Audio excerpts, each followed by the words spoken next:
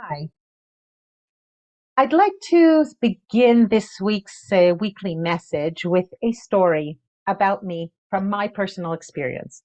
After I had already given up sugar and flour and hyperprocessed foods, the foods that are really addictive for me, I realized, it came about that there were certain behaviors around food that I also had to address that didn't have to do with what I was eating, but with how I was eating. And I'm going to give you an example. It would happen that I would eat my meal, and let's say I was alone.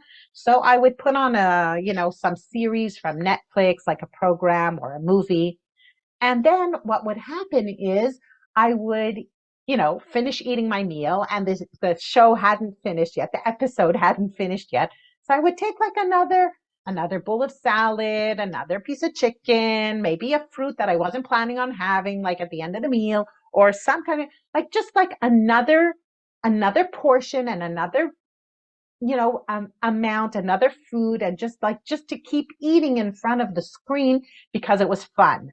And what would happen was, of course, I would finish the meal way too full, like I'd eaten too much. But also, what really bothered me was it was like this feeling of loss of control around food. Like I had sort of eaten more than I intended, foods that I hadn't intended on having at that meal, and this like unplanned, uncontrolled eating, which basically what it did is it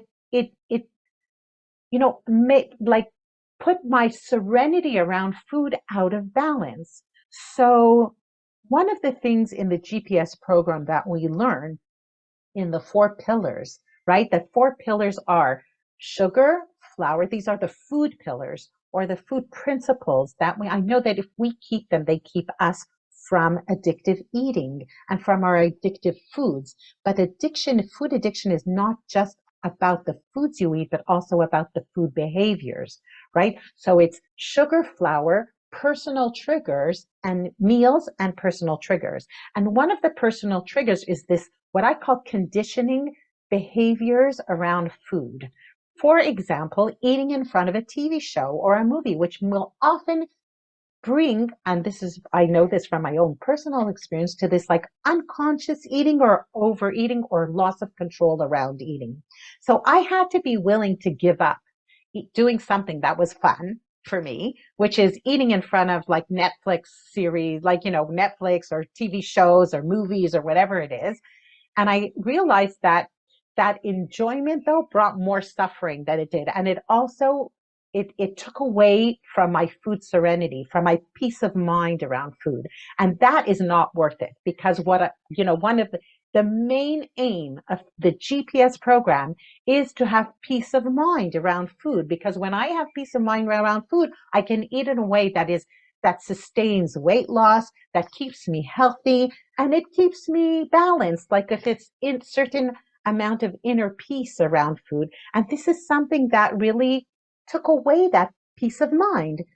So these conditionings, I'm going to give another example of a very common conditioning around food, like conditioned behavior around food that takes away our peace of mind is like having to have something like a snack together with a cup of coffee, like a cup of coffee with something, together with the coffee. So maybe in the 40s and 50s, it was a cigarette, right? But now, let's say in a coffee shop, you can't smoke a cigarette around coffee, right? So maybe they put a cookie near your cup of coffee. And then, wow, it's really nice to have a cookie with a coffee. And then you buy a box of cookies to take home for your cups of coffee at home. And what happens is, let's say somebody gives up sugar and flour, but there's still that conditioned, right? That conditioned behavior of having something with their cup of coffee. So maybe now it's nuts or a yogurt and fruit or some kind of, other food that's no sugar, no flour. But then what happens if you have to have something with that cup of coffee?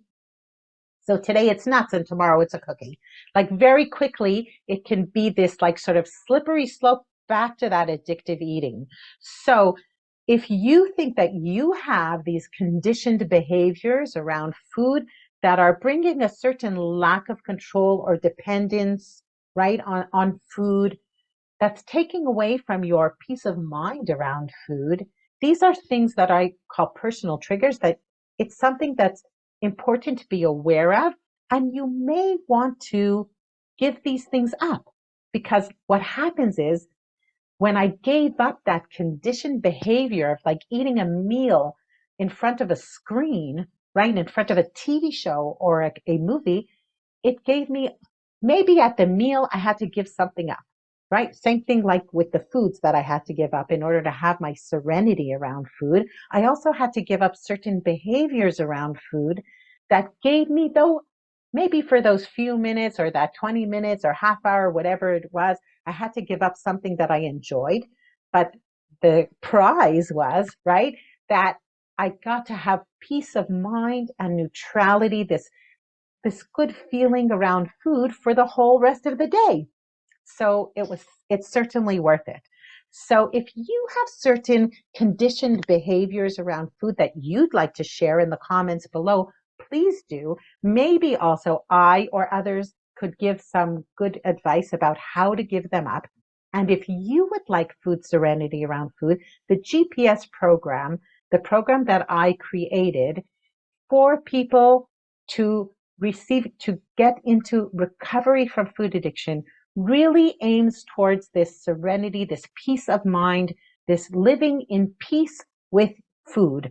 So that, because I know that when I live with peace of mind around food, that means that I can eat foods that help, that keep me healthy, that sustain weight loss, and also my behaviors around food. It can give me, it makes sure that I have great energy, that I'm healthy, that I look the way I want to look, and that I can live in a world where food is not controlling me, but I feel that I have serenity and peace of mind around food. And that gives this huge quality of life, this huge freedom, this what we call food freedom around food. So if you'd like that food freedom, if you'd like to be in recovery, long-term recovery from food addiction, please, you can schedule a strategy call below, and I'd be happy to discuss with you how the GPS program can work for you. So this is the weekly message. Think about your conditioned behaviors. And is this something that maybe if you would give it up, you would get so much more in return? Have a wonderful day, a fantastic week, a lovely evening, and I will see you next week, Monday at 7 p.m. Israel time for Tzipi's weekly message. Bye bye.